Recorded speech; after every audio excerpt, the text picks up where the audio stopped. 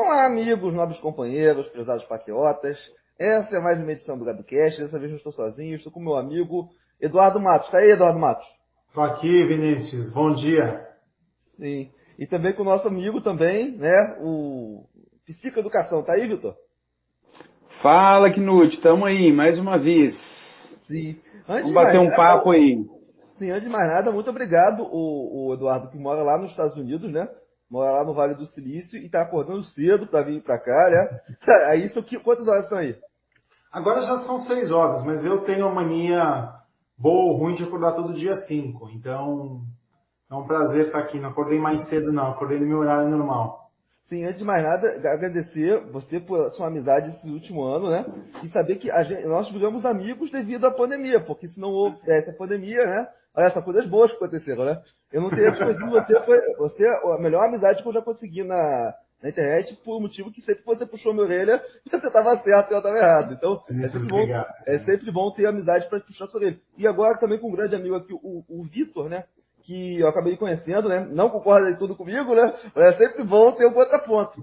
Então, hoje a gente está aqui para falar sobre o patógeno, né? E o Eduardo, quando eu conheci ele, tipo assim, a primeira coisa que eu vi em você, Eduardo, é que você era o Zé Covid. Então, você só falava desse assunto, estava muito mergulhado no tema. Então, me explica, Eduardo, você mora nos Estados Unidos. Como você começou a ter atenção nesse tema? Como que surgiu para você? Como que você começou a ficar preocupado? Fala. A primeira preocupação que eu tive foi que eu trabalhei numa empresa de alta tecnologia, né? E logo depois que teve o Ano Novo Chinês, né? Que é ali no começo de janeiro, ali em janeiro, baixou uma norma do CDC que todo mundo que voltasse da China deveria ficar em quarentena, né, em casa por 14 dias. E a gente botou uma norma interna na companhia que qualquer pessoa que voltasse da China deveria ficar em quarentena. E a gente tinha, né, nessa empresa que eu trabalhava, eu saí dessa empresa e agora estou em outra, mas a gente tinha uma grande parte da engenharia que são de chineses, né, de pessoas que ou nasceram na China ou têm parentes na China, né, em torno de mais ou menos 20 a 22% de todos os engenheiros de software eram chineses. E o Ano Novo Chinês é o grande evento na China, é o Ano Novo Chinês. Então, muitos pegam o Natal aqui, que é o break de Natal, vão para a China e voltam da China depois do Ano Novo Chinês. Muitos. Né? Então, o que acontece é que boa parte do meu time, que fazia um dos meus produtos, tinha ido para a China, e quando eles voltaram, eles ficaram proibidos de voltar para o escritório. Né? Esse ali foi o primeiro momento para mim que tinha alguma coisa que mês foi isso? Cara, Lembra? Em que mês? O Ano Novo Chinês é em janeiro, se não me engano. Deixa eu olhar aqui. Em janeiro de 2020, no caso, né? 2020. Sim.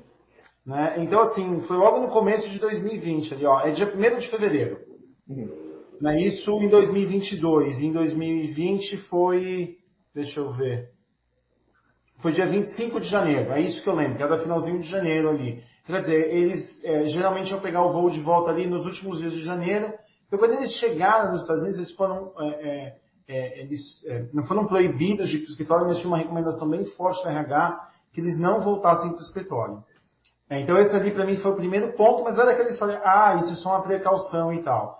Na última semana de fevereiro, a gente fez um grande evento em São Francisco. Né? A gente tinha um evento de segurança bem grande em São Francisco e eu era um dos apresentadores desse evento. O evento tem mais ou menos 25 mil pessoas em São Francisco. E aí eu fiquei nesse evento terça, quarta e quinta, a gente tinha um stand lá da empresa que eu trabalhava, e eu fiquei esses 3 dias lá, fiz a minha apresentação e tal. Na sexta-feira, quando eu estava em casa, eu estava trabalhando de casa na sexta-feira, eu recebi um e-mail da coordenação do evento dizendo que 2 pessoas do evento tinham sido diagnosticadas com Covid-19. E aí eu mandei esse e-mail para o nosso vice-presidente de RH pedindo uma orientação dele do que eu faria. Se eu pediria para todo mundo que foi no evento ficar em casa por 14 dias, que era o que o evento dizia, ou se a gente podia voltar para o escritório. E aí eu mandei para o VP de RH e o VP falou assim, olha só, todo mundo que chegou perto de você ou que foi no evento está proibido de ir para o escritório nos próximos 14 dias. Então isso foi na última semana de fevereiro, que foi a última vez, basicamente, que eu fui para o escritório até o junho desse ano, né? Sim. Então ali foi quando começou a minha preocupação, quando eu fiquei em casa ali, que foi no final de fevereiro. Foi quando eu falei, opa, agora o negócio chegou aqui nos Estados Unidos, né? E aí as notícias sobre o que estava acontecendo na China, não sei se você lembra, mas eram muito restritas. Ninguém sabia o que estava acontecendo na China, né? Ninguém sabia, né? Aquela história, a China não tinha divulgado nada para ninguém. Então ninguém sabia. Mas já tinham aparecido os primeiros casos em Seattle, principalmente, no comecinho de fevereiro. Acho que os primeiros casos aqui nos Estados Unidos foram em Seattle. E aí, assim, mas era aquela história assim, é uma doença que vai passar e tal. E aí, quando eu comecei a estudar para valer isso, e a minha esposa é farmacêutica, né, a gente começou a estudar bastante sobre isso naqueles dias que eu fiquei em casa, que foi quando começou a nossa preocupação maior ali. Tá? E aí você começou a fazer vídeos acerca desse tema, né? Eu comecei a fazer mais no final de março, já quando os lockdowns já estavam... Que assim, a gente não teve lockdown de verdade nos Estados Unidos, né? Mas as restrições de circulação começaram a acontecer aqui. Foi quando eu comecei a realmente fazer vídeo sobre. Sim, foi aí que eu te conheci. Ô, Vitor, Isso. Vitor, como é que você ficou sabendo do patógeno? Como que foi a mudança de vida? Mudou o seu trabalho? Mudou o seu estilo de vida? Como que foi? No caso aqui, né, eu queria até cumprimentar aí o amigo Eduardo. Aqui no Brasil, o fluxo, principalmente aqui na minha cidade, o fluxo migratório para a China não é tão grande assim, né? De modo que a gente foi ver aqui na minha cidade, primeiro caso, lá para meados de abril. Né? Primeiro caso aqui na cidade, né? Governador Valadares. Tem muito fluxo de valadarenses para os Estados Unidos. Inclusive, eu devo imaginar que o amigo Eduardo deve conhecer algum valadarense aí, né? Provavelmente. Não, bicho, valadarense... E as cidades mineiras aí na América, pode ter certeza, a maioria são cidades satélites aqui de Valadares. Porque aqui o fluxo migratório dos Estados Unidos é muito grande, mas para os Estados Unidos, para a China não. O que ocasionalmente levou a gente a ter o nosso primeiro caso em meados de abril.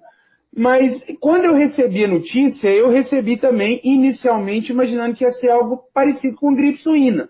Que ia ter ali sim um certo vespeiro, né?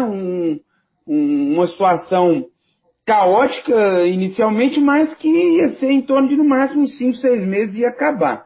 Quando a gente foi vendo que, igual, por exemplo, o que gerou o maior dano, né, talvez isso pode até soar engraçado para vocês aí, que é tudo red pill, o que ferrou comigo a pandemia foi meu casamento, que ele estava marcado para março de 2020 e só foi realizado agora em outubro de 2021. Né? Então, o meu casamento, houve 5 cancelamentos, né? Dentre eles, alguns eu já tinha remarcado oficial, tinha mandado convite, então teve um monte de prejuízo. Não né? foi de todo ruim, né?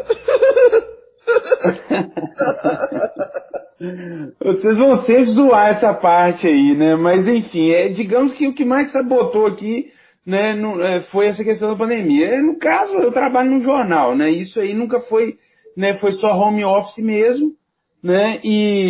Mas para quem estava aqui, que eu conhecia microempresários, né? Sobretudo os micro, né? Porque os megas estavam todos abertos, que eram os donos de rede de supermercado, de posto de gasolina, que estava tudo aberto para eles, estava tudo uma maravilha. Mas os micro e médio aqui, nossa, bicho, foi uma loucura. Teve situações que viralizou aqui, de um menino que tinha uma casa de sushi. Talvez isso você até ter visto, porque viralizou bastante, né? Teve um momento que a gente estava com os leitos todos ocupados, a gente já tinha suporado todas as unidades hospitalares, seja do SUS, seja particular, e aí viralizou um menino falando que não estava nem aí pro pessoal que estava lá, ele não tinha nada a ver, aí ele fez assim, sabe? O menino era até bem prestigiado aqui, tinha uma casa de sushi, a casa ainda sobrevive e tal, porque ela é muito boa, mas ele realmente foi obrigado até a fazer uma retratação depois, porque a coisa pegou mal. Foi um caos aqui, quando começou esses lockdowns, né? E é isso, a quarentena, como que eu recebi a quarentena nessa situação? Eu adotei os protocolos da OMS, muito a contragosto, que é um saco usar máscara, mas eu uso máscara até hoje para ir para academia, né? E é desse jeito, protocolo da OMS, eu fico em casa, isolamento, eu tive essa oportunidade, né? O home office, comecei a fazer as revisões e os artigos aqui da minha casa mesmo, né? E é isso. Sim. Eduardo, aqui no Brasil, já no primeiro momento, a gente foi bombardeado com muitas teorias de conspiração. Em especial, a inicial, seria a teoria da fraudemia, que não haveria pandemia, que isso é apenas um hoax chinês, né? E o que acontece? Nos Estados Unidos, na época, os Estados Unidos era governado por uma outra pessoa que tinha na China seu principal inimigo, né? Então, eu gostaria de saber se aí nos Estados Unidos também havia essa teoria da conspiração de que era tudo uma mentira, porque aqui mesmo, no podcast, esse que você está participando, né? No início do ano de 2020, uma pessoa falou que isso era uma fraude, que não existia pandemia. Mais tarde, essa pessoa ficou internada. Mas isso aconteceu aí também, no início, as pessoas desacreditaram no vírus? Aqui eu acho que o que teve, né? Acho que não é só político a parte ou não, né? Acho que política hoje é baseada principalmente em criar aquele inimigo invisível, né? Então você sempre cria um inimigo, você não cria uma solução num problema. Aqui aconteceu bem forte.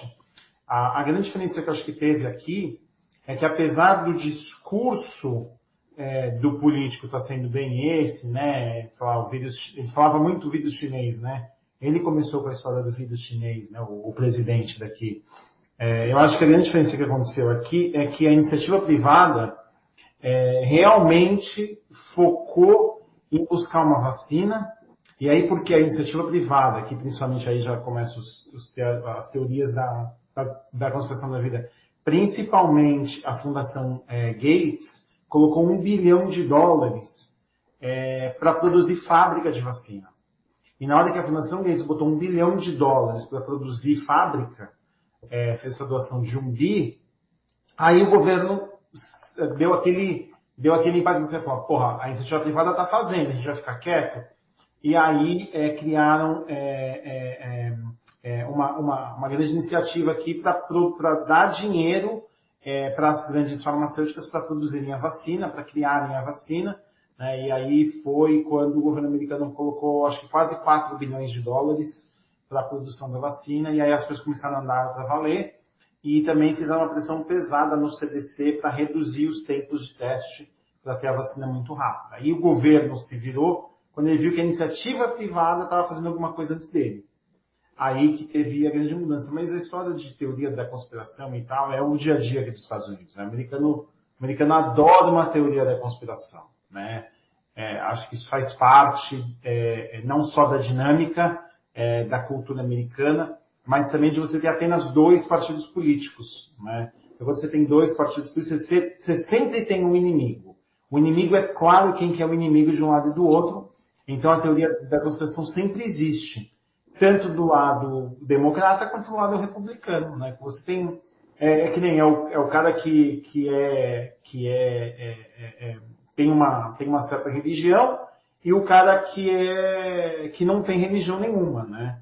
Ou o cara que é agnóstico, o que for. Então, quer dizer, sempre tem aquele inimigo invisível ali dos 2 lados, e isso acontece muito forte aqui. Então, na verdade, quem começou isso foi o problema da pandemia. Não foi. Isso é o dia a dia americano. Agora que a gente está num outro nível da pandemia, é a variante. Aí, depois da variante, vai ser o que estava acontecendo antes da pandemia, que os democratas tinham lá o Pizzagate. Né? Então, quer dizer, toda hora inventam uma história e aquela história vai rolando. Então... Tem o Bohemian Groove também, né? Não, o Bohemian Groove é real. O Bohemian Groove é real. Aí acontece. Não, mas não deixa de ser cria-se ali. É tipo um Foro de São Paulo. É real, mas cria-se umas especulações muito absurdas também. É a dinâmica de você ter uma narrativa, né? O tempo inteiro. É a dinâmica daqui. Faz parte. Sim, uma outra teoria que foi muito aventada no início seria a origem do vírus como arma biológica, Eduardo. Você foi aos Estados Unidos, e que os Estados Unidos estavam em guerra comercial com a China, né? A gente sabe hoje, a gente não tem confirmação, pode ser bastante responsável, qual foi a origem do vírus, né? Acredita-se pelos traços genéticos dele que ele tenha pulado de uma espécie para outra, porque ele não poderia pular do morcego direto para a gente, então ele teria passado por um pangolim, mas isso é apenas uma especulação. Aí nos Estados Unidos, como que hoje isso é visto? A maior parte das pessoas acredita nessa tese que é uma arma biológica chinesa, porque o próprio Trump ele usou essa narrativa de vírus chinês, para tentar, meio que, tipo assim, jogar a culpa nos chineses, né? Tipo assim, se acontecer alguma coisa, a culpa são deles, a culpa não é minha. Você acha que isso colou aí? Eu acho que assim, colou muito forte no começo. Depois, a história que começou a colar mais foi o quanto a China ter ficado calada do impacto da doença, né? Quer dizer, eles falavam que tinham morrido só 3 mil pessoas, quando em Nova York estava morrendo 3 mil ao dia, né? Então, acho que nesse momento ali rolou a mudança da narrativa, não de que foi uma arma biológica, mas que sim, eles esconderam, na verdade, a gravidade do ponto. E aí teve muito cálculo matemático feito por imagem de satélite aqui, né? Então teve assim, cientistas, né, gente séria, fazendo cálculo do tanto de fumaça que foi gerada nos necrotérios das grandes cidades da China, versus em momentos iguais em anos anteriores. E que aí calcularam que o número de óbitos era pelo menos 10 a 20 vezes superiores ao que a China dizia que era, né? E aí eu acho que esse foi um ponto que ficou ali por durante 1 mês, 2 meses. E aí depois o que virou foi assim, cara, tipo, isso aí é um negócio que acontece, vai acontecer sempre. Vai ter variante. O governo chinês é uma ditadura que não dá para confiar. No atual momento, eles dizem que morreu menos de 5 mil pessoas, né? Naturalmente, deve ter morrido mais de... Que não é verdade, porque a gente sabe que não é verdade, né? Mas... Provavelmente morreu mais de 100 vezes isso, né? Mas assim, você aí nos Estados Unidos, a tese de que o vírus foi feito em laboratório, isso prosperou? As pessoas acreditam nisso? De um lado prosperou sim, de um lado ainda é fato. Né? Assim, o engraçado foi o seguinte, que foi isso fato por um tempo, até uma hora que virou que não existe a tal da pandemia, né?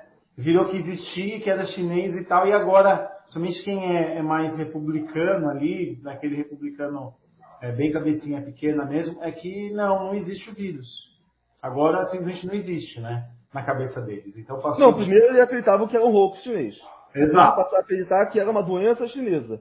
Depois era uma arma biológica. Né? Arma biológica. Depois falaram, depois falaram que eles omitiram para espalhar. Até pode ser que eles não tenham espalhado, mas eles não fizeram a parte deles para espalhar para o mundo, né? E agora eles estão falando que não existe mais, né? Agora que não existe mais. Sim. Ô Vitor, eu queria perguntar para você o seguinte, né? No início, a gente não sabia o que era, né? A gente não fazia a menor ideia. Podia ser algo, muitas pessoas acreditavam que podia ser algo tipo Resident Evil, Umbrella, né? Que podia ser algo que podia detonar. Existiam muitas teorias da conspiração de diminuição populacional, até porque existem várias mensagens de grupos de teoria da conspiração, Illuminati, de que falam nesse nível de, tipo assim, a elite global quer diminuir o número de pessoas da Terra, porque é mais fácil de controlar. Então existia uma narrativa já montadas para que fosse um vírus mortal. E eu vi muitas pessoas, inclusive tem um teórico da conspiração, o Paul Joseph Watson, nos primeiros dias da pandemia, ele falou, não, é um vírus global, vai matar todo mundo, não sei o quê. Já no outro dia, ele falou, não, mentira. Por quê? Porque ele se pauta muito pelo que o outro lado está citando. E a pessoa que é de uma mídia independente vai sempre estar falando o contrário do que a mídia mainstream está falando, né? Então, se no primeiro momento as pessoas não sabiam o que estava acontecendo, aí ele exagerou. No outro momento que eles falaram assim, não é nada demais, daí ele já falou que já mudou de posição e nunca foi cobrado por isso. Mas o que acontece? No primeiro momento a gente não tinha receita nenhuma sobre como lidar com essa pandemia. Então, qual foi o primeiro impulso? Fechamento, né? Máscara, distanciamento social e álcool em gel. Entendeu? E aí muitas pessoas falavam que isso era uma tentativa de quebrar a economia brasileira. Uma tentativa chinesa tentar destruir o Brasil. E eu acho interessante porque muitas pessoas, no primeiro momento, alguns líderes, e como o Viktor Orbán, o Lukashenko da Bielorrússia e tantos outros, né? Até no início o AMLO, no México também, mas depois ele pulou para fora, tentaram minimizar o impacto da pandemia e falar assim, não, isso é só uma gripezinha, isso não vai dar em nada, isso não sei o quê. Mas, na última análise, você não tinha muito o que fazer. Ou você fechava e fazia o distanciamento social, ou você simplesmente esperava as coisas acontecerem. Você reparou isso? Que no início, tipo assim, não tinha muito o que fazer. E a maior parte das pessoas preferiu falar, não, então, por exemplo, tem um amigo nosso aí, e ele veio aqui e falou, se vai matar velho, foda-se. É velho. Só mata velho? Pô, não, eu tô falando sério. E eu tive que agir com parcimônia, com educação, porque a vontade de mandar o cara tomar no cu é alta, né? Mas a gente tem que manter o decoro, né? Mas ele falou assim, não, isso só mata velho. E outra coisa, por que a gente vai fechar os negócios se tem 100 pessoas morrendo, 1000 pessoas morrendo? Deixa morrer. Eu escutei isso é real, né? E falou assim, não, deixa, já todo morrendo é velho. E aí esbarra muito naquela questão, até da questão ideológica, liberdade individual, que é muito forte. Todo mundo aqui nunca votou no PT, né? Todo mundo aqui é de direita, no mínimo, né? Então a gente tem aquela questão do amor à liberdade. Não, como que o governo vai tolir a minha liberdade, meu direito de ir e vir tanto, né? E aí, ou seja, os remédios da nossa ideologia, que são, né, extremamente individualistas, eles não funcionam para um problema que requer soluções coletivas e individuais, que é o problema de uma pandemia. Então, o que eu percebi no início é muitas pessoas querendo primeiro negar a existência da pandemia, depois negar as receitas dela, e depois admitido, né? Ah, tudo bem, mas vai morrer gente mesmo. E aí, no início, a primeira válvula de escape foi a imunidade de rebanho. Inclusive, foi o que até um presidente que eu até acho um cara razoável, o Boris Johnson, ele embarcou nessa ideia, obviamente por ser justamente um cara razoável, ele saiu dela, mas aqui no Brasil e em outros países, o pessoal entrou na imunidade de rebanho, que a gente sabe que se tivesse sido implementado até o final, teria matado muito mais gente. O que você achou desse início? Você via muitas pessoas criticando, falando assim, não tem que usar máscara não tem que sair pra rua, vamos pra balada. Por exemplo, eu conheço pessoas que falam assim, não, agora, se o governo falou que é pra ficar em casa, agora que eu vou sair mesmo, vamos espalhar isso aí, entendeu? O que você achou disso? Qual que é a motivação psicológica de fazer uma pessoa se rebelar contra uma situação como essa? Olha, basicamente, vamos por partes, né? Com relação a essa questão do início, que a gente não tinha muito o que fazer. Por que a gente estava, tecnicamente, declarou o lockdown e todas essas medidas de segurança? Porque o vírus ele é muito melindroso. Ele tinha uma ação ali, a semiótica da ação viral ali nas pessoas, elas eram diferentes. Não era necessariamente de acordo com a idade, né? Tinha pessoas que até tinham comorbidade e nem tiveram sintomas. Né? Essa questão da comorbidade ela era regra geral, mas as exceções eram muitas. Então tinha situações assim que o vírus era muito melindroso, pegar uma pessoa saudável e conduzir ela ao óbito. Ao passo que também levar pessoas que nem tinham, que às vezes tinham comorbidade e chegava a nem ter sintomas, ou quando tinha era muito leve. Então isso aí, somado a uma infinidade de conspiração que vai desde que é um hoax chinês, até a ideia de que o vírus ele não existe, que é as ondas da 5G lá, aquela maluca lá da Débora G. Barbosa, ela fala isso. Teve gente falando isso. E ela... ver isso, Eduardo. O pessoal falou que o vírus já era espalhado pelas ondas do 5G. Chemtrail também estava espalhando. Se você fala isso, o pessoal, não, mito, beijo, lúcido, é isso aí. Mas assim, a pessoa não consegue ver que ideias reais, elas provocam consequências. Né? E tipo assim, ela não consegue ver que uma hora está acreditando uma coisa, outra hora acredita em outra completamente oposta. Ou seja, não existe mínima coerência no pensamento dessa galera. Pois é, era muita conspiração e gerou... E assim, cara... Parte dessa conspiração, que agora ela é algo que existe no Brasil, agora já temos a sementinha, isso já está frutífero no Brasil, isso foi uma tentativa grotesca, né, dessa perspectiva americanista que existe no bolsonarismo e no olavismo.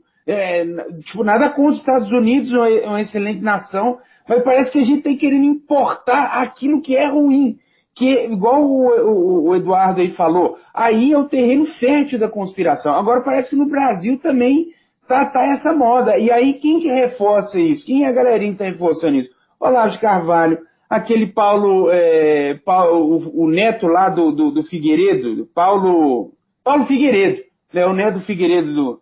O Constantino tá fazendo muito isso. Aquele Brasil Paralelo, então, nem se fala. Eu acho que essa galerinha aí fica... aliviando demais para o Brasil Paralelo, que é só um olavismo sem palavrão, é um olavismo diet. Mas em termos de ficar propagando e relativizando conspiração, também é a mesma coisa. Então, todos esses agentes aí, que eu até alcunhei eles como agentes do caos, eles foram os caras, para mim, os maiores responsáveis por inserir a confusão mental e tirar aquela coisa do brasileiro de ser ordeiro, de acreditar nas instituições. Né? Você não precisa acreditar como uma ovelha, mas tem certas coisas que são óbvias. Um vírus melindroso que está vindo aí, está matando geral. Você não ter ali uma unidade de comando. Pô, você vê que a coisa é lúcida. A máscara, o álcool gel, o distanciamento. para tentar conter o avanço do vírus. Assim, muitas pessoas, entre aspas, de direita, porque para mim eu sou de direita, você é de direita. Eu acho que as pessoas são malucas, doidas, desumanas. Assim, se orgulhando de não usar máscara, né? Pelo direito de não usar máscara, pelo direito aquele Gil Diniz, que proibiu máscara no gabinete dele. É um assassino que as pessoas começaram a demonstrar, né? E tipo assim, parece algo teimoso, algo de criança, né? Mas no início vão ser bastante francos, né? Inclusive no início eles negavam até a existência da morte. Não sei se você chegou a ter contato com isso, Eduardo. Esse maluco foi lá pro cemitério. Não, por favor. Eduardo, você lembra que no início as pessoas diziam que não estavam morrendo as pessoas? Falavam que eles estavam colocando pedras nos caixões. Você se lembra dessa parte, Eduardo? Lembro. Assim, eu acho que no fundo, assim, né, que nem falou assim, Estados Unidos, né, que começa essas coisas e tal, eu acho que, na verdade, o problema não é os Estados Unidos, eu acho que o problema é o momento na qual você dá a voz, é aquela, assim, tem uma expressão que a gente usa aqui nos Estados Unidos, que é assim, dá arma na mão do macaco, né? E a comunicação hoje, na verdade, é você dar arma na mão do macaco, essa que é a grande verdade, você dá uma possibilidade de alguém que realmente não tem conhecimento científico e tal, falar de uma coisa, e assim, você sempre vai encontrar um grupo que acredita naquilo ali, né? E também tem o viés de autoafirmação. Então, acho que, assim, eu vejo a minha irmã na Holanda, a minha irmã mora em Amsterdã, e Amsterdã acontece o mesmo problema que aqui. O mesmo problema. Você vai para outros países do mundo, eu tenho amigos na África do Sul, é igualzinho, não muda nada, né? Na verdade, o problema não é os Estados Unidos, não é o Brasil, não é o Brasil paralelo, ou o Olavo de Carvalho, ou o Paulo, whatever, ou quem quer que seja. Eu acho que, assim, no fundo, a gente vive numa nova geração, no mundo moderno, na qual as pessoas realmente querem se sentir especiais de uma forma ou de outra, e ter um conhecimento, né, na cabeça deles, diferente do resto que todo mundo está falando, faz essa pessoa se sentir especial. E aí a pessoa ainda tem, por pior que seja, uma contribuição, assim, uma gratificação automática, que é um like, é alguém falando que ela está certa, é um viés de autoafirmação. No fundo, assim, eu moro num estado que é bem progressista, vamos assim dizer. A Califórnia é um estado bem progressista, né? Do lado bom e do lado ruim, né? Então, eu, por exemplo, sou um cara que sou extremamente liberal na economia, mas talvez seja muito mais social do ponto de vista social. Então, aí no Brasil eu já sou comunista ontem, tenho certeza disso. Não, aqui qualquer um é comunista. O Vitor também é chamado de comunista, sou chamado de comunista. Então assim, eu sou comunista. Minha mãe é comunista, lugar, minha avó é comunista, todo mundo virou comunista. Todo mundo virou, né? Então, assim, no fundo, eu acho que o grande problema que a gente tem não é político, né? Eu acho que a política, ela usa o que está acontecendo no momento para ganhar voto. É simples assim, né? A política vai usar o que vai gerar voto. E essa é a grande realidade. O Trump fez isso aqui, o Trump nunca pensou na classe trabalhadora na vida dele inteira. Na vida dele inteira, nunca pensou na classe trabalhadora, sempre contratou imigrante ilegal, sempre baseado no custo, sempre. Aí quando ele foi virar presidente, então, estou defendendo o trabalhador americano, estou defendendo o white collar. Cara, ele nunca se colocou white collar na vida dele. Nunca. Não, agora estou defendendo o white collar aqui. Entendeu? Então, assim, o cara faz o que é bom para ele. Essa que é a grande verdade. E aí, qualquer político assim. Exatamente. Então, assim, falar que o problema é o americano, o problema é esse. Eu discordo desse ponto, Vitor, porque eu acho que o problema não é esse. O problema é que as pessoas fazem o que vai dar maior resultado para elas. Não, mas deixa eu só colocar aqui, talvez você entendeu errado. Não é que eu estou falando que os Estados Unidos é o grande culpado por propagar conspiração. Os Estados Unidos é berço de conspiração. E essa tendência migrou para o Brasil. Eu falo com você que migrou para o Brasil, porque, olha, por mais que aí nos Estados Unidos tenha aí, sei lá, aquele Stephen Quayle, tem o Alex Jones, o Paul Thomas Watson, você já viu uns caras desses ter espaço na grande mídia? Não. Esses caras não têm espaço na grande mídia. Eles são marginais. Agora, tem Brasil Paralelo na Jovem Pan, tem Constantino na Jovem Pan, Paulo Figueiredo. Isso tá sistematizado no Brasil. A conspiração no Brasil, ela tem espaço na grande mídia. Então, assim, cara, isso é um negócio que, aí, isso querendo ou não, isso tá deformando um pouco a percepção né, da sociedade de modo geral. Não todos, é óbvio que tem muita pessoa com retaguarda intelectual, nem todos, mas é uma coisa que não existia aqui no Brasil, brother. Essa mentalidade conspiracionista que está instalada no Brasil, sempre houve, mas aqui ela... A autoridade em poder hoje no Brasil, ela dissemina, aqui existe, e os apoiadores tem aparato do Estado. Sim. O chefe de Estado, o principal chefe de Estado, que ele é o maior conspirador. Ele é o cara que mais ecoou a conspiração de todos. O chefe de Estado. Tudo bem que o Trump usava isso de uma certa forma por causa dessa questão da guerra comercial com a China, mas o Trump nunca vai mandar uma vacina causa AIDS, por exemplo. Ele nunca vai mandar uma dessa. Não, mas essa causa AIDS é uma coisa tão filha da puta. Tipo assim, eu não acredito que alguém consegue assim, sórdido, servo de Satanás mesmo, pra espalhar uma coisa dessa, e eu fui procurar ver depois, né? Ele usou uma notícia de um site que fala que a Terra é plana, então faz todo sentido. Mas em relação mas esse da AIDS, você tem, assim, o que eu gosto de analisar quando ele fala, né, quando o Bolsonaro solta esses absurdos, são duas coisas, né? O primeiro deles o momento que ele solta o absurdo, sempre tem um momento certo, ele sempre solta um absurdo quando está aparecendo alguma coisa contra ele em algum lugar, né? Então ele sempre solta um absurdo para a mídia falar do absurdo que ele falou. E o segundo é que absurdo sempre tem um lado ali de querer ou não inflamar a base dele. Querendo ou não, vamos ser bem sinceros, a base ali, pessoal de 40, 50 anos, ainda pensa que HIV é a doença de viado. Vamos usar a palavra bem que eles vão usar. É doença de viado, né? É assim que o bolsonarista vai dizer. Então, assim, cara, ele sempre joga pro lado que ele quer jogar. Fala assim, esse pessoal aí tem mesmo, só pega AIDS. Assim, você tem algum amigo teu que tem HIV, que tem AIDS? Não tenho, viu? É só aqueles lá que tem. Então, quer dizer, toda a conspiração do Bolsonaro inflama... Eduardo, eu fiz aqui uma pesquisa, esse lance que vacina gera AIDS já foi usado em 2009. A vacina gripe suína já estavam espalhando isso em 2009. E aí acontece o seguinte, a notícia que o Bolsonaro espalhou, o mentiroso filho da puta mesmo, olha só, ele pegou uma notícia da Lancet de 2007, né, que era uma vacina contra o SARS que tinha saído em 2002, né? Então, ou seja, algumas vacinas que usam adenovírus específico no combate do SARS-CoV-2 podem aumentar o risco de pacientes já infectados com HIV, vírus da AIDS.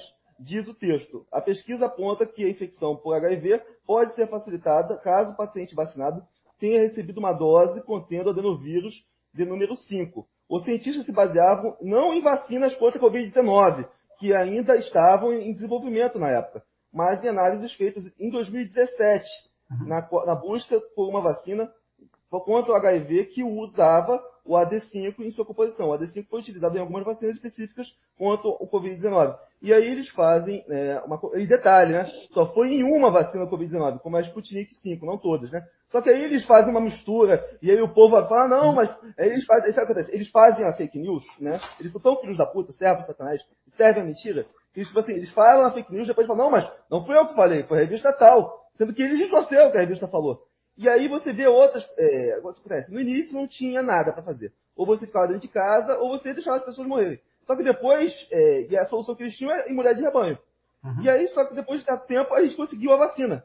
E, porra, vamos sair dessa porra desse lockdown e vamos tomar a porra da vacina, né? Sim. Só que aí o que eles começaram a fazer? Começaram a criticar a vacina. Começaram a inventar teorias sobre a vacina. E aqui a gente tem que falar, infelizmente, a comunidade evangélica brasileira é a principal disseminadora de fake news nesse sentido. Porque isso é vexatório, eu tenho vergonha de fazer parte desse grupo, né, que espalharam aqui no Brasil que a vacina é o chip líquido do anticristo, né?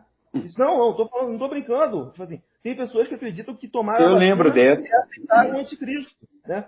Então, chega a ser vexaminoso. E aí depois vem teorias ainda mais estapafúrdias, né? De que a vacina vai mudar o seu DNA. Sendo que, porra, qualquer pessoa com o mínimo de interesse, de curiosidade em biologia, sabe que a vacina é feita de RNA mensageiro, que o RNA mensageiro não entra no núcleo da célula. Então, como é que vai mudar a informação? A informação está no núcleo. Então, ou seja, as pessoas são tão burras, tão idiotas que dizem não. E agora, acontece, o Silas Malafaia, servo de Satanás, o servo de Mamon também, ele falou que vacinar a criança é infanticídio. O cara falou isso. falando que a vacina pode causar efeitos de longo prazo. Quando falando que vai ter mutações, cara, da onde que se tirou isso? Só se for do cu dele, né? E a maior parte dos brasileiros apoia esses caras, entendeu? Então, a grande diferença que a gente vê em alguns países para cá é que a desinformação ela vem de cima para baixo, não é de baixo para cima. Então, esse é o grande problema. O Brasil estava sendo auto-sabotado. A gente vê o próprio presidente, ele é contra a vacinação de criança, num país em que não morreu ninguém nenhuma criança morreu de vacina, mas morreu centenas de crianças por causa de Covid. A Covid-19 foi a doença que mais matou crianças em 2021. E ainda assim, o cara quer fazer de tudo para impedir. Ou seja, a gente tem um presidente que, além de ser o único que não se vacinou, ainda fala que não vai vacinar os filhos, entendeu? Então, e aí acontece, existe toda uma celeuma em relação à vacina, só que os Estados Unidos ele é precursor nesse sentido. Como que você percebeu isso aí na vacina aí nos Estados Unidos, Eduardo? Você tem amigos aí que não se vacinam, que são contra? Tem vários amigos que não se vacinaram, né? Infelizmente. Não amigos que convivem comigo, mas pessoas que eu conheço, né? Eu tenho, não um ou dois, eu tenho vários. Assim, tem algumas coisas que estão acontecendo aqui que eu acho que vão mudar um pouco a dinâmica do negócio, mas tem bastante gente que não se vacina. Você tem estados na qual a vacinação é super baixa, em torno de 40%, 45%. Aqui onde eu estou, 87% de vacinados, né? Então, e aí agora a gente tem o problema que as pessoas não querem vacinar as crianças, né? E por que eu digo problema? Porque aqui nos Estados Unidos a gente tem 800 crianças sendo admitidas em ICU, né? Como é que é ICU em português? UTI. A gente tem 800 crianças sendo admitidas em UTI por semana por causa de Covid. 800, não estou falando de 80. Estou falando de 8, como as pessoas gostam de dizer aí. Aqui o número de crianças internadas semanalmente por conta de Covid é 800 crianças por semana, né? A Covid não pega criança. Então, a variante lá de trás não pegava. As novas agora já é um pouco diferente. Porque é isso que as pessoas têm que entender da evolução de qualquer vírus, né? Ele vai sempre se mutar para pegar o que está mais fácil naquele momento. No começo da pandemia foram os idosos que não eram vacinados. Agora, na verdade, vai migrando para outro tipo de público. Acho que o grande problema que a gente tem aqui hoje do lance da vacina é que, querendo ou não, você tem um pacto federativo nos Estados Unidos na qual os estados são extremamente independentes da federação, né? E o governo federal não pode botar uma medida de forma nacional. O poder federativo não tem decisão de tomar uma decisão global, né? Aqui nos Estados Unidos. Então, o que o Biden fez, por exemplo, ele botou uma normativa que é o seguinte: se você tem uma empresa que presta serviço para o governo federal, 100% das pessoas que trabalham para aquela empresa têm que ser vacinadas ou o contrato federal vai ser cancelado. Então, por exemplo, a empresa que eu trabalho, e todas as grandes empresas aqui do Vale do Silício, mandaram um e-mail mais ou menos ali em setembro, outubro, dizendo que todo mundo tinha até o dia 26 de dezembro para ser vacinado, ou seria demitido. E agora entrou uma norma da Suprema Corte que cancelou essa normativa e agora foi cancelada de novo. Então, todas as empresas têm até o dia, acho que 17 de janeiro para estar todo mundo 100% vacinado, ou no dia 17 de janeiro essas pessoas vão ser demitidas. Milhões de pessoas demitidas, então. Então vai ter muita gente que vai ser demitida. Mas assim, o engraçado é o seguinte, que nem, por exemplo, em Nova York, a União, como é que é o nome? Sindicato, né? O Union dos policiais de Nova York diziam que se forçassem a vacinação dos policiais, que 20 mil policiais iam se demitir. 20 mil, né? E fizeram uma puta pressão para tentar não forçar a vacinação. O prefeito e o governador Beno agora falaram assim: amigão, ou é vacinado ou vai ser demitido. Sabe quantas pessoas não se vacinaram? Quantas? 17. Uhum. 17 então, pessoas foram demitidas. Diziam que iam ter 20 mil. Então, a hora que chega no bolso, do sujeito, aí o sujeito para e fala: opa, vou fazer esse negócio. Não, mas assim, vamos fazer um contraponto aqui. Tipo assim, a Covid, ela é devastadora para os mais pobres, tá? É devastadora. Não existe saída fácil para essa questão, tipo assim. Principalmente no início, quando não existia uma vacina, engraçado que eles são contra a vacina, né? E acontece, a teoria da conspiração mais disseminada pelo governo foi a questão do kit Covid, né? Como é que é o negócio, aquele boost antes que eles inventaram? como é que é? Tratamento precoce. Todas as pesquisas foram contra isso. Daí você vê, cara, essa Covid ela foi boa para mostrar que até mesmo na classe médica, que é algo que estava muito em estima no Brasil, existem picaretas, né? Porque o médico, ele é um trabalhador, né? E ele vai querer vender ilusão. Na falta de um efeito, ele vai querer vender remédio, entendeu?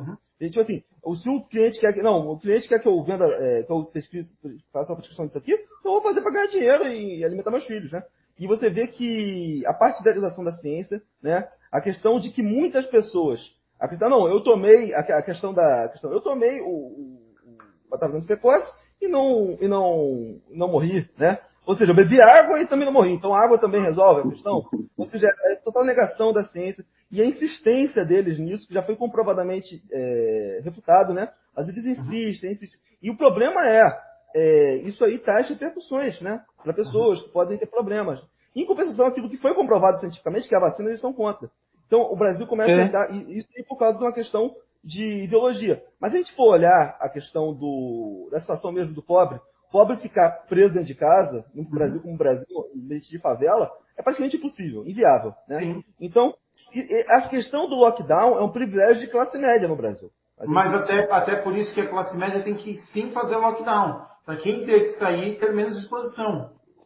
Não, tipo assim, a gente vamos assim, a pessoa que precisa trabalhar, então a gente não tem moral para falar dessas pessoas que ou precisam trabalhar ou morrem de fome. Então, as pessoas não têm que... As pessoas não podem... Mas o ponto é exatamente o contrário, exatamente. Tem gente que não tem gente que tem que ir lá trabalhar no mercado, tem gente que tem que sair, tem gente...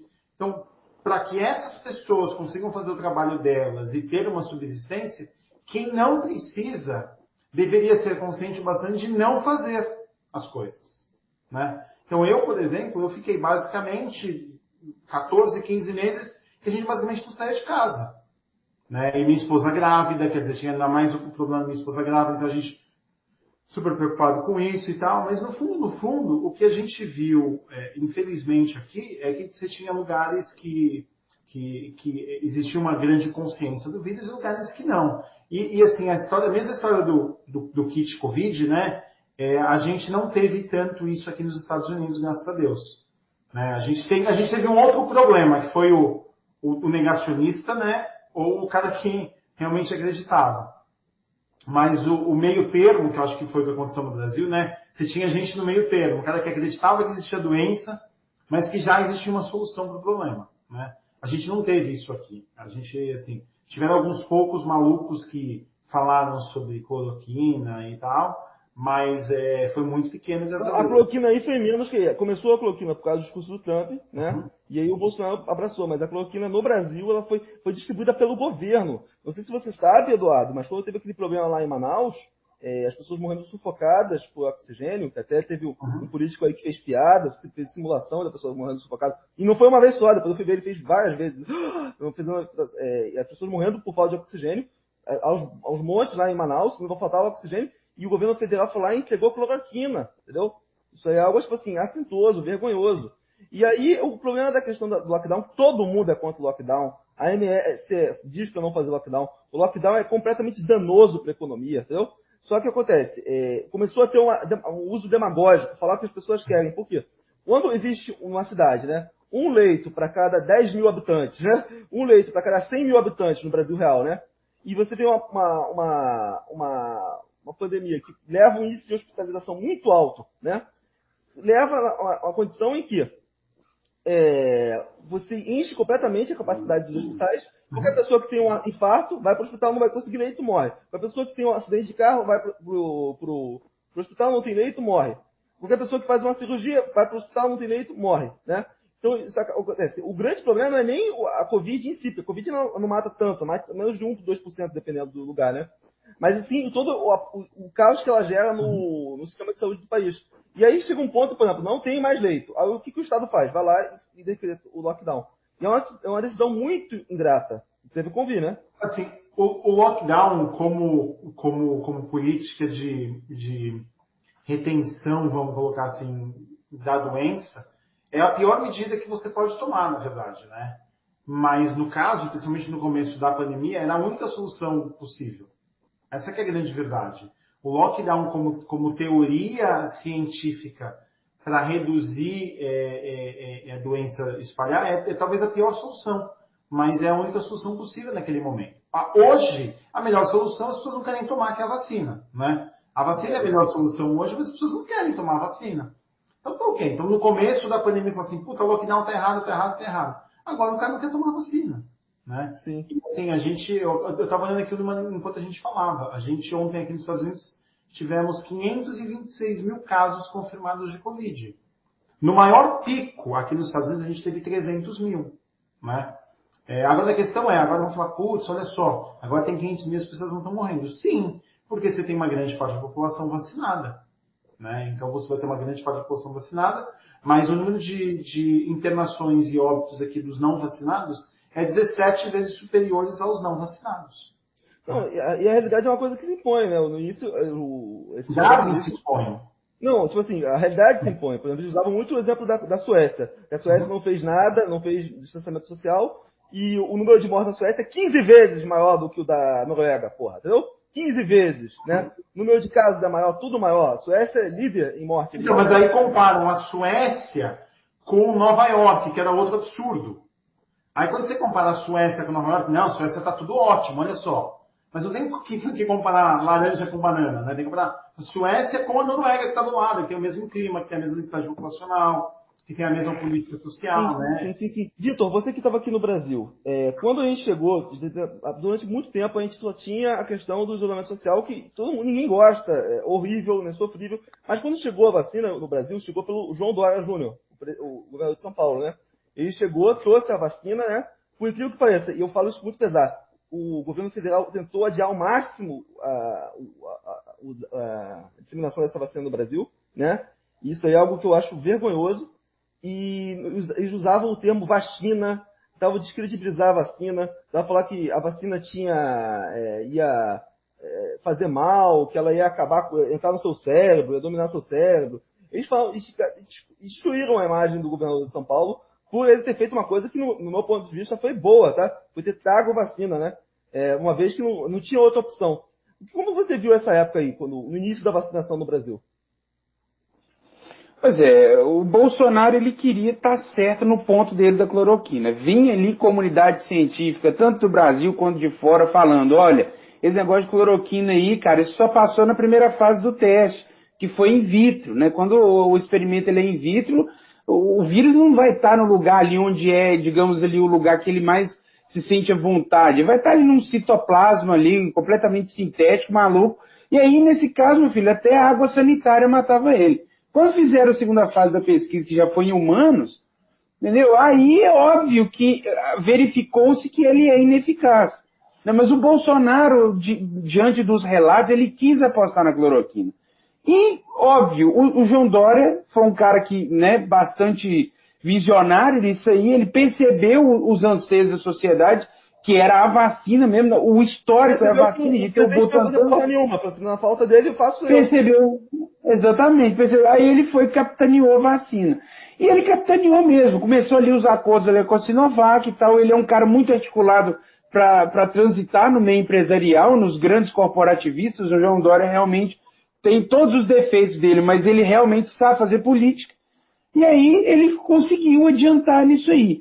Então aí o que acontece? Eu lembro desse dia como se fosse ontem. Quando a Anvisa aprovou a vacina, cara, a cara que o Bolsonaro fez assim de ai, que ódio, ele deixou escapar um ato falho, se eu não me engano. Cruz, cara. Eles são tão anti-ciência que eles começaram a atacar a Fiocruz. Não, aí ele mesmo começou, pelo menos em coletivas, dar uma de que estava aceitando ali. Mas a Gestapo dele, né, que a esquerda chama de gabinete do ódio, eu chamo de Gestapo bolsonarista, porque a agressão psicológica desse povo é comparável à Gestapo. Quem é doicode? Quem dera se fosse doicode? É a Gestapo bolsonarista mesmo. Então esse povo começou a colocar tudo em suspeição, dizendo, não, vai ter um preço. Nós não vamos ter unidade aqui nessa questão da vacina, não. Vamos sempre fazer o contraponto. Até depois disso. Então, velho, o cara, velho, ele é uma tragédia, o Knut e Eduardo. Ele é uma tragédia revelada. Essa questão do Bolsonaro não está mais dentro daquela coisa de especulação, opinião acerca do governo, não. Você vê, é uma tragédia perceptível. e ainda tem umas meia dúzia de filhos da mãe que falam que quer carregar esse cara para reeleição, para segundo turno, entendeu? Isso mas, Eduardo, não sei se você ficou sabendo aí que, ou seja, vacina não, mas todos os tipos de método são válidos, toda vacina. Você ficou sabendo aí que o pessoal aqui, o bolsonarista, estavam defendendo o ozônio no rembo, no cu, no anal? Eu fiquei só sabendo que era o método preferido em, como é que chama? Campinas e como que é outra cidade? Pelotas, exatamente. Mas foi o prefeito do Sul, foi o prefeito que é bem utilizado em Santa Catarina também, né? Sim. Eu acho que foi o prefeito de Santa Catarina do Sul que começou a fazer esse tratamento aí, ozônio anal nos velhinhos. Ou seja, o Brasil entrou num looping de loucura, né, cara? E aí, eu acho que não. Vinícius, no fundo, as pessoas. Qualquer argumento que você usa tem um contra-argumento. E isso é que chama democracia, né? Todo argumento existe um contra-argumento. Isso deveria ser a democracia. Então o cara fala assim, putz, legal, não quero me vacinar. Esse já não é mais um argumento democrático quando você coloca a vida dos outros em perigo. É a mesma coisa que o cara pega e fala assim, então, deixa eu fazer o seguinte, eu vou encher a cara, eu vou pegar meu carro e vou dirigir. Isso é um argumento democrático? Não, não é. Não é. Você está fazendo uma coisa na qual você sabe qual é a consequência daquilo e você está tomando uma ação, mas não é aquela consequência. Tipo, vou pegar uma arma, vou carregar e vou atirar nas pessoas. Né? Você está tomando uma ação que vai gerar uma consequência daquilo ali. A história da vacina é a mesma coisa. E no fundo, assim, chega a ser meio patético aqui nos Estados Unidos, principalmente, porque assim, as pessoas estão ok em vacinar as crianças para poder mandar a criança para a escola, para ter 5 horas sem os filhos em casa. Que é obrigatória a vacina para mandar a criança para a escola nos Estados Unidos, para quem não sabe. E não é num estado ou em outro estado, é em todos os estados americanos. A questão é quais vacinas são obrigatórias em todos os estados. Né? Então, no fundo, que nem eu estou vendo aqui comentar, ditadura sanitária, né?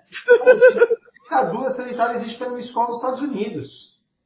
Né? Você não tem pólio mais por conta da ditadura sanitária. Não, Eduardo, você não sabe. Agora o pessoal está sendo contra até a vacina da pólio. Eu sei disso. A vacina da pólio não se dá por causa da vacina, segundo eles. Eles estão falando de conspiração.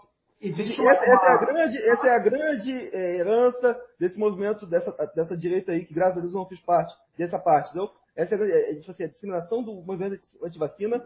Eles chamam a vacina de experimento, né? Então, e eles... no fundo, esse que é o ponto que eu queria chegar, assim, democracia é você ter 2 argumentos contrapostos, você ter uma conversa sobre aquilo ali. Né? Isso é democracia. Até você chega a um ponto que passa do bom senso. Quando passa do bom senso, você precisa de uma legislação sobre aquele ponto. Por isso que existe lei. Porque lei existe quando o bom senso não é mais seguido. Né? Por isso você tem uma lei de que você não pode matar alguém. Por isso você tem uma lei que você não pode estuprar alguém. Por isso você tem uma lei que você não pode roubar alguém. Porque todo mundo sabe que o bom senso existe, mas tem pessoas que passam do bom senso. Então, o passaporte sanitário, eu acho que é exatamente esse ponto. Você chegou num ponto que o bom senso não existe mais e você vai ter a vacina. Aqui entre nós, sendo muito sincero, assim, todo argumento vai ter um outro argumento. Assim, o vacinado que anda de máscara. Sim, eu vou usar a máscara até a gente ver que o número de casos vão ser muito menores e você chega num ponto. Aqui na Califórnia, a gente ficou de junho até basicamente novembro, na qual você não usava máscara em lugar nenhum, mas... por bom senso, você usava máscara quando você, por exemplo, entrava no supermercado. Mas olha, você saía do mercado, que você ia andar na rua, para ir até teu carro, ou você ia num farmer's market, como que é o nome do Brasil? Uma feira. Você ia sem máscara. Né? Porque a gente chegou nesse ponto na qual a gente tinha 80% das pessoas vacinadas, né? E o número de casos aqui na Califórnia era ridiculamente baixo. Dos vacinados, basicamente, não tinha nenhum caso. Né? Agora não, agora a gente entrou no inverno, por exemplo, agora aqui está mais ou menos uns 3, 4 graus na minha casa, está frio aqui hoje, então você vai ficar em lugares fechados, e aí o bom senso te indica o seguinte, eu vou num lugar fechado, eu vou usar uma máscara, porque existe um vírus aí fora. Não, mas eu posso pegar. Colocar em perspectiva o seguinte, né? Na visão do brasileiro, a condução do que a gente teve, né, em relação ao patógeno, né, foi maravilhosa, as autoridades fizeram um bom trabalho. Os números dizem o contrário. O Brasil é o terceiro país com o maior número de infecções, segundo país no número de mortes, né? graças a Deus, o número de casos tem diminuído bastante em relação a outros países por causa da vacinação, graças a Deus. E só que existe uma série de fake news, eu gostaria que você falasse sobre isso no canal, acerca da vacina, né? Porque o pessoal fala, mas a vacina não impede que você transmita o vírus. De fato, acho a vacina, a Coronavac tem 50% de efetividade e a Pfizer tem 70% de efetividade. Ou seja, ainda assim, né? Se eu não me engano, até as pessoas assintomáticas que pegaram o vírus vacinadas vão passar o vírus para frente. Por isso que elas precisam usar máscara, né? Então, essas vacinas que a gente tem, elas de fato elas não têm uma efetividade desejada, né? Mas é o que a gente tem até o momento. E elas não têm uma boa efetividade contra novas cepas. Então faz necessário de que, para o vírus não espalhar tanto, né? Por exemplo, eu vi um estudo aqui que a pessoa vacinada ela espalha o vírus 6 vezes menos do que uma pessoa não vacinada, né? Mas o que é verdade em relação à vacina? A vacinação, ela impede a disseminação do vírus? Então, vamos lá. A vacina não impede que você não transmite o vírus, né? Até porque nenhuma vacina é 100% eficaz, né?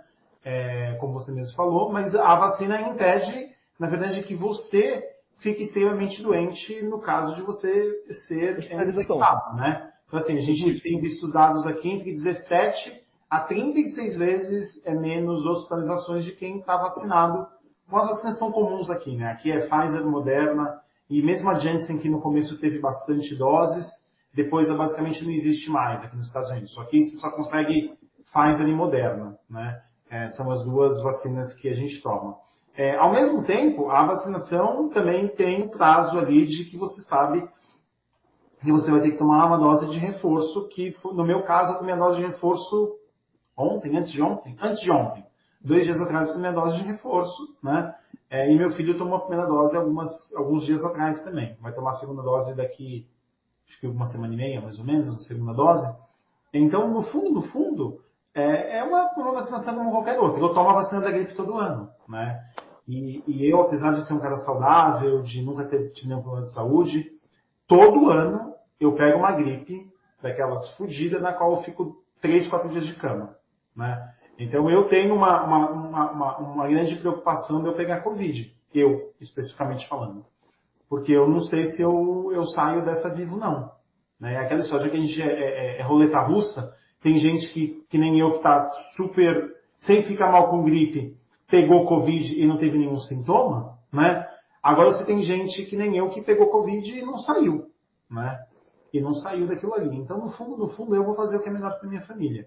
Quanto, assim, gente, mas você é vacinado e mesmo assim você usa máscara? Sim, porque a máscara vai me dar um nível de proteção e eu posso fazer ainda mais por isso, de usar a máscara quando eu vou num lugar fechado. É um bom senso social, né? Bom senso, é um bom senso. É que nem, por exemplo, um bom senso que eu falei, por exemplo, da bebida do cara. Assim, para mim, um bom senso eu sair para tomar uma cerveja com os meus amigos, eu tomo 2 cervejas, aí eu marco no relógio ali mais ou menos 1 hora, depois a segunda, e falo, daqui 1 hora, eu sei que o nível de teor alcoólico é muito menor do que a lei permite, e a lei é até onde eu sei que eu posso dirigir.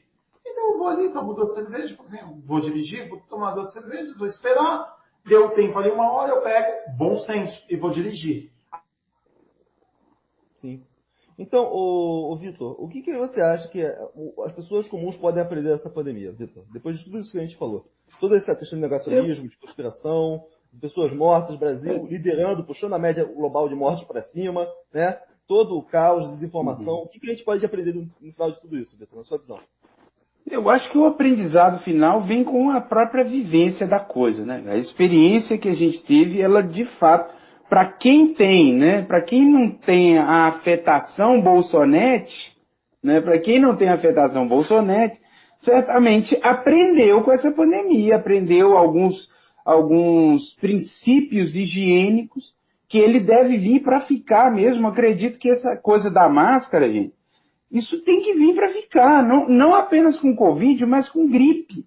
Exato. Gripe é um negócio que sempre está aqui inserido, igual o próprio Eduardo falou, todo ano ele gripa, né? E ainda toma vacina da gripe, ou seja, gripe. Agora, por que a gente tem essa facilidade de contágio, virulências? Porque a gente não tem essas medidas tomadas de uma forma assim, a fazer parte da nossa concepção de higiene. Né? Lá no Japão, por exemplo, eles usam máscara desde sempre. A pessoa está gripada, ela usa máscara. Entendeu? Então, agora aqui a gente não, aqui a gente vê cara escarrando no chão, aquela o quê, essa coisa horrorosa. Entendeu? Em cima do nossa, tosse na sua cara, exatamente. Agora, olha, uma coisa aqui que a gente falou de fake news, que eu acho que vale a pena lembrar, só para fazer um momento de contraste, da fake news que a galera tinha feito da máscara, cara, que eles tinham pegado ali, dado um zoom na trança ali do tecido da máscara, você lembra dessa? Lembro. E que o vírus passa fácil. Só que eles ignoram, né, esses malditos aí, que você gosta de xingar mesmo, ele, né, esses fascinos, o que eles ignoram é que o vírus, quando ele está saindo assim, né, pela nossa transmissão, ele não sai sozinho de uma forma molecular, ele sai pelo perdigoto. Seja no espirro, seja no fato de a gente estar falando, ou até mesmo na tosse. E o perdigoto, ele é retido pelas 3 camadas ali de tecido da máscara. Né, de modo que é funcional, sim, o uso da máscara. E esses filhos da mãe ficam criando conspiração, cara. Dá vontade, sabe, desbufetar. Mas, Vitor, eu acho que a gente precisa tocar no ponto de terminar o seguinte. No Brasil isso foi ideologizado. Você ter medidas protocolares em relação ao vírus foi ideologizado como de esquerda. Enquanto que a direita não usa máscara, não toma vacina. Até que ponto, por exemplo, você se acha menos de direita? Você se acha menos conservador, menos cristão, né? Por você ter o amor ao próximo, você querer lidar com essa questão da forma mais científica possível, que a própria ciência hoje foi meio que demonizada por um espectro político. Até que ponto você acha que essa partidarização do problema é uma celeuma em si? Pois é, que culpa tenho eu se a maioria dos reitores são progressistas e os progressistas são de esquerda? Tudo bem. A gente tem que lidar com isso. Que culpa tem a gente? Nenhuma. Mas o fato é que ciência não tem lado. Ciência não é de direita, que é ciência. É uma capacidade de a gente aplicar nosso intelecto no mundo em busca de aprimorar, gerar qualidade de vida, conhecer, saber do que está à nossa volta, né? A ciência ela é um instrumento para a gente buscar lidar com as adversidades do mundo de uma forma mais tranquila, de uma forma mais saudável. É claro que a ciência ainda está toda em construção, ela não acabou, a gente não chegou em todos os axiomas do mundo, né? Mas é isso, entendeu? Então, tipo assim, eu não me sinto inseguro por eu ser uma pessoa que estou mais à direita, pelo fato de saber que a coisa está ideologizada. De toda forma, eu já sou comunista mesmo, cara. De toda forma, todos nós aqui já somos comunistas. Então, de qualquer forma, é uma tragédia isso. Eduardo, muito obrigado pela sua participação. Deus te abençoe. Obrigado, é um prazer meu conversar com você aqui esse ano. Deus te abençoe. Você foi uma grata surpresa da minha vida. Então, espero que você tenha um ano excelente, que a gente possa conversar mais ano que vem. Deus te abençoe. E muito obrigado. Deixa eu só falar uma coisinha aqui para fechar, né? Que é o seguinte. Tem gente que fala assim, pô, mas você fala isso por causa de política.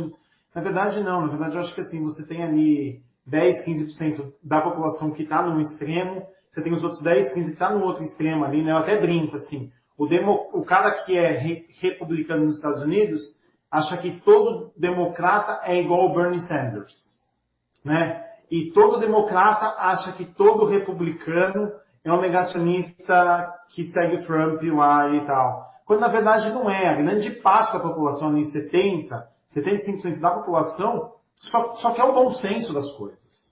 Só quer o bom senso. E você tem gente que vai torcer para um lado e vai torcer para o outro. E assim, cara, eu só quero o bom senso. Assim, eu vou tomar vacina, vou dar vacina para o meu filho, eu vou usar máscara num lugar fechado. E assim, eu quero sobreviver a isso, como todo mundo.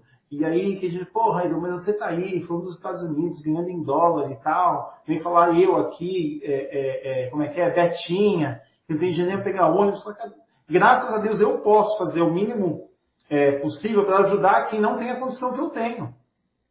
Né? Eu, por exemplo, durante toda a pandemia, quando a gente pedia comida, a comida dava, por exemplo, $28, eu dava o mesmo valor da comida de gorjeta para quem entregou a comida para mim.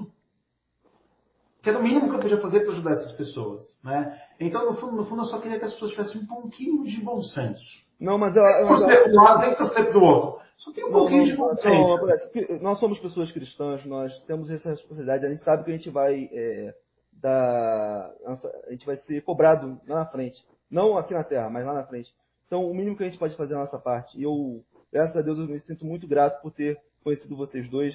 Eu agradeço muito pela oportunidade e do tempo de vocês. E eu gostaria de agradecer. Vitor, pode se despedir. Bom, eu gostei demais aqui do bate-papo, foi bem enriquecedor, foi bem esclarecedor. Prazer de conhecer também o Eduardo, já estou inscrito lá no canal dele, vou começar a acompanhar aí, maratonar os vídeos dele. Valeu novamente de novo a oportunidade Knut, né? A gente vai estar aí sempre aí agora conversando, né? Estamos gerando uma amizade muito interessante. E é isso. Pessoal aí que acompanhou, se quiser inscrever no meu canal também, tá? Aí é o nick aí, Psicoeducação. Por ele ser um canal muito pequenininho, não vai ser o primeiro que vai aparecer ali, você tem que scrollar um pouquinho a tela, mas aí você vai chegar num cérebro lá da cor da Pepsi Cola, pode clicar que é lá. Então é isso aí. Então é isso, amigos. Tomem vacina, usem máscara e salvem vidas. A Rio. A Rio. Obrigado, Eduardo. Tchau. Valeu, pessoal.